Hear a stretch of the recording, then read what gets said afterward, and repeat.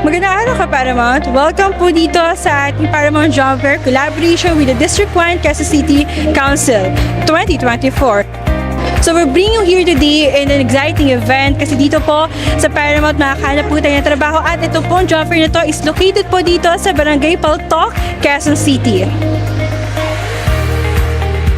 Kasama pa rin po natin ang talent acquisition together with Peso sa registration para po mag-handle ng mga tao na pumupunta po dito.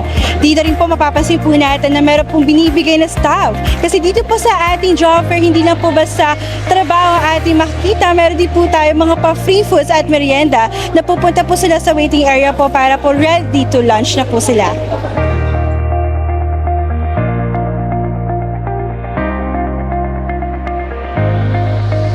Hindi na po ba sa trabaho mahanap po natin sa job fair na ito. Meron din po tayo nakahanda ng mga pa-raffle po para meron tayong chance na manalo dito. Masaya. Kasi uuwi ako ng bahay, madala ako. Maraming salamat po, Paramount.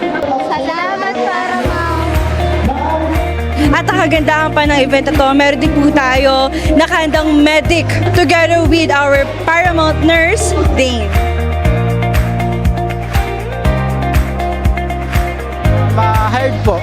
At sa pakiramdam ko po ngayon parang nabunutan ako ng tinik at at the same time masaya po ako kasi maganda tong event na to at saka nagbigay po ito ng maraming opportunity. Supposed to be ang dami ditong job opportunities, job hiring na kaming aplikante ang mamimili kung saan o ano ang gusto naming applyan. Kami po is bilang isang kapatid, hindi naman sa obligasyon namin or obligasyon ko, pero kailangan din namin tumulong or kailangan ko din tumulong po para sa pag-aaral niya. Kaya ngayon pa lang po is naghanap na po ako ng trabaho para naman po kahit papano is makatulong ako sa kanya.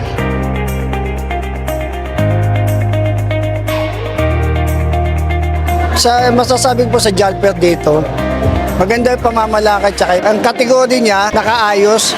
Tapos merong maganda dito, yung mga aplikante, may libre meal, meron siyang mga activities na iba, may parapol pa.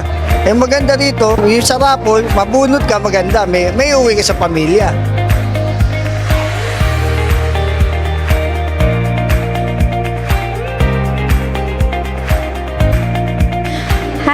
I'm Mary Rose Lombrina from Talent Acquisition Department.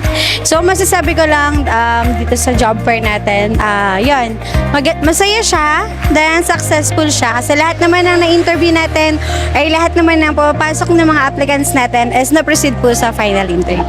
Ayun.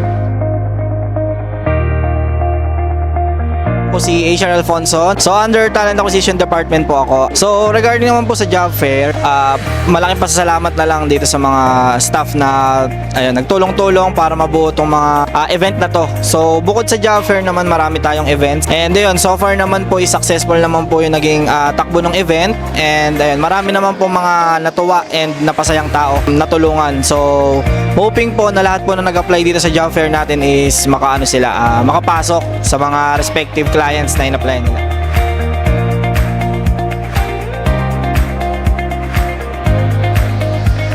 Siyempre, unang-una nagpapasalamat ako sa Paramount dahil sa binigay ng pagkakataon yung mga taga dito sa District 1 na magkaroon ng chance na magkaroon ng trabaho. So, binaba nyo, imbis na pupunta sila sa mga iba-ibang mga establishment para mag-apply, ang ginawa ninyo, binaba nyo dito, pinalapit nyo yung servisyo nyo para sa mga nangangailangan ng trabaho. So, maraming salamat at sa ngayon naman, napakaganda naman ng turnout. Hopefully, maraming matanggap na mga online at saka on-site na job fair nyo. Dinagdagan lang namin ng mga wellness caravan to para mas maingganyo yung mga tao na pumunta.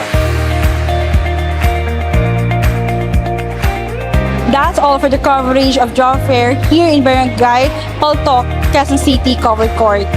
Maraming salamat po sa lahat na nag-apply po dito. Stay tuned and kita-kits po sa mga future job fair po natin. And have a great day in the future, Ka Paramount.